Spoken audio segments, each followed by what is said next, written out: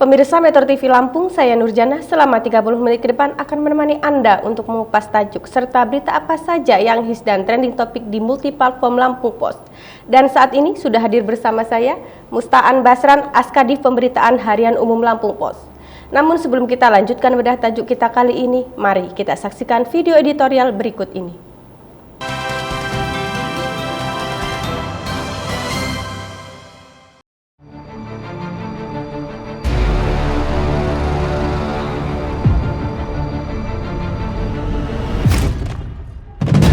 Tingkatkan mutu Jalan Nataru. Perayaan Natal 2022 dan Tahun Baru 2023 atau Nataru menjadi momentum yang banyak dinanti masyarakat. Prediksi tidak akan adanya penyekatan jalan dan pembatasan kegiatan masyarakat di tahun ini justru menuntut persiapan matang dari para pemangku kepentingan. Salah satunya adalah jaminan akses jalan yang aman untuk para pemudik.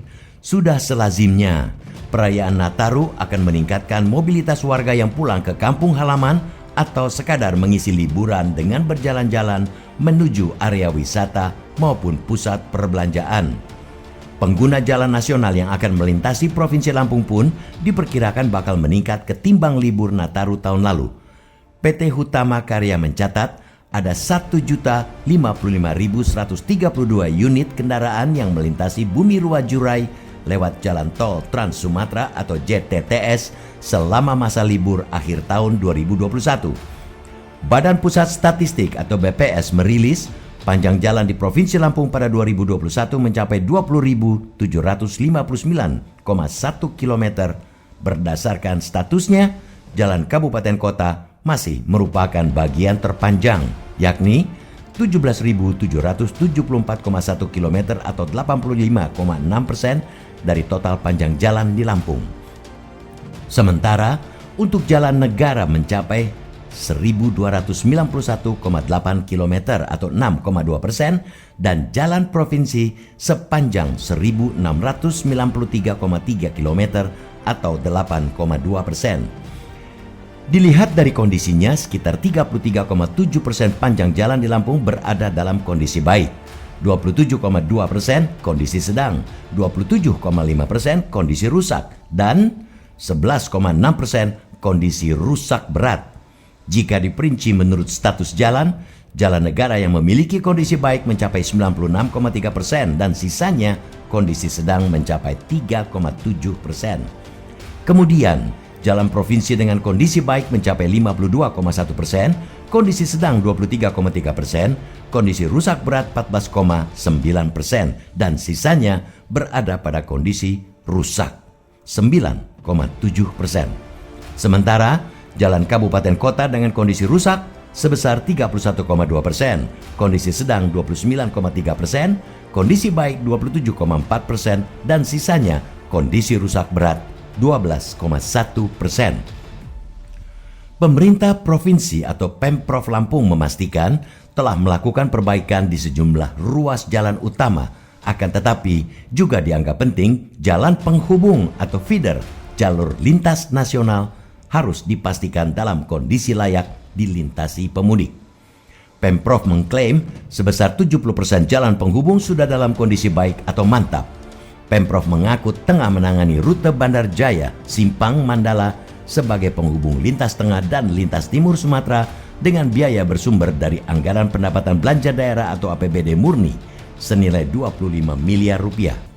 Tahun lalu, jalan feeder berkondisi mantap di Lampung mencapai 75,3% dan tidak mantap sebesar 24,6% dari total sepanjang 1.693,2 km.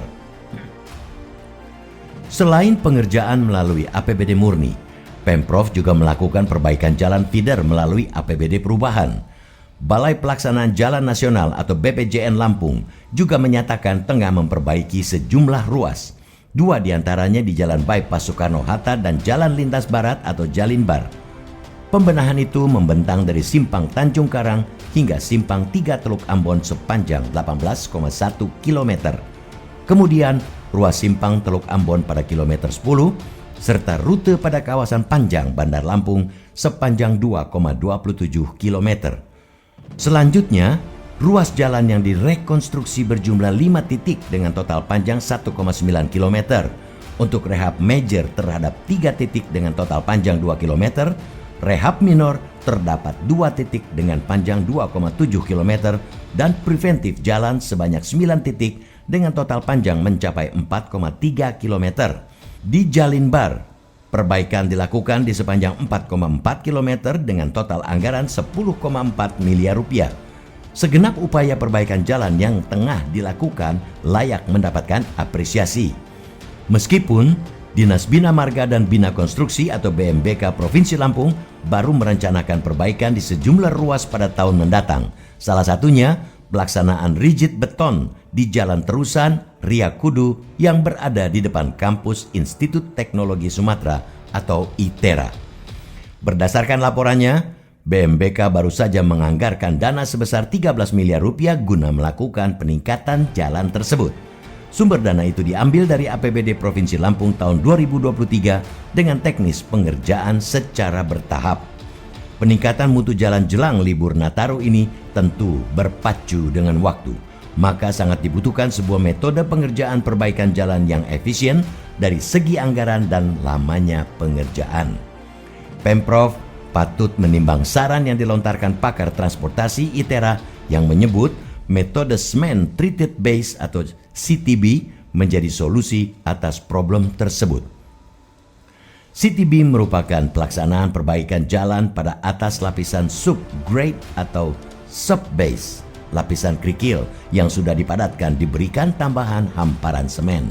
Selanjutnya, apapun metode dan cara yang dipakai tentu harus berkiblat pada tujuan perbaikan jalan, memberikan jaminan keamanan dan keselamatan warga dalam merayakan libur akhir tahun menjadi sesuatu yang tidak bisa lagi ditawar.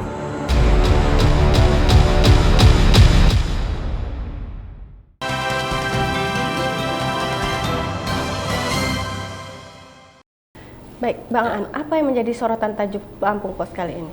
Tajuk Lampung Pos kali ini tentang peningkatan mutu Jalan Nataru. Ya. Karena apa? Di akhir tahun itu libur Natal dan Tahun Baru itu pasti masyarakat akan senang ya. Libur panjang pasti mereka akan menuju tempat-tempat wisata, baik tempat ke pusat-pusat perbelanjaan, kemudian juga mungkin mereka melintasi antar kabupaten, antar provinsi. Nah, itu semua jalan memang mesti harus bagus. Karena jangan sampai terhambat mereka. Gitu. Nah, ini kan Natal dan Tahun Baru tinggal 1 bulan lagi. Betul. Seperti apa kondisi jalan di Provinsi Lampung saat ini, Bang? Kalau laporan dari Dinas BMBK ya, Bina Marga Bina Konstruksi itu Lampung itu 70% jalan feeder. Jalan feeder itu jalan penghubung. Itu artinya jalan penghubung dari kabupaten ke kabupaten itu yang punya provinsi itu 70% mantap. 70% mantap, kemudian ada 23% kurang mantap gitu ya. Yang lainnya belum jelek atau segala macam gitu ya. Nah, sementara untuk jalan milik negara, jalan lintas Sumatera itu memang sekarang masih ada perbaikan-perbaikan segala macam di mana-mana. Nah, itulah yang menjadi upaya bagaimana harus ada perbaikan jalan-jalan itu, karena jalan-jalan utama itulah yang menjadi akses masyarakat untuk libur Nataru kali ini gitu. Iya, betul. Nah, kemudian jalan feeder itu sendiri yang punya provinsi itu juga harus ada upaya. Ini masih diupayakan juga, terus ada peningkatan kualitas. Sehingga kalau bisa memang harus 100% bagus. Belum lagi kita bicara tentang jalan kabupaten yang menghubungkan antar kecamatan. Ini juga perlu manakala jalan negara atau jalan provinsi itu terkendala. Jadi mereka bisa mencari jalan tikus dan yang bagus gitu kan ya. Betul. Nah, itu yang kondisinya sebagai garis besar dari kondisi jalan ini. Nah, kedepannya memang pemerintah harus benar-benar mengupayakan pada hari liburan panjang itu jalannya sudah mantap semua. Jadi pemerintah Provinsi Lampung maupun pemerintah pusat juga mempersiapkan untuk perlu perbaikan jalan jelang Natal dan Tahun Baru ya, Bang? Betul, itu yang jangka pendek ya. Iya. Yang jangka pendek mereka harus mantapkan semua agar masyarakat tidak terganggu liburannya, senang pada liburan tidak terganggu, kan gitu ya. Baik, Maan, kita jeda sejenak. Pemirsa Metro TV Lampung, jangan kemana-mana, kami akan kembali sesaat lagi.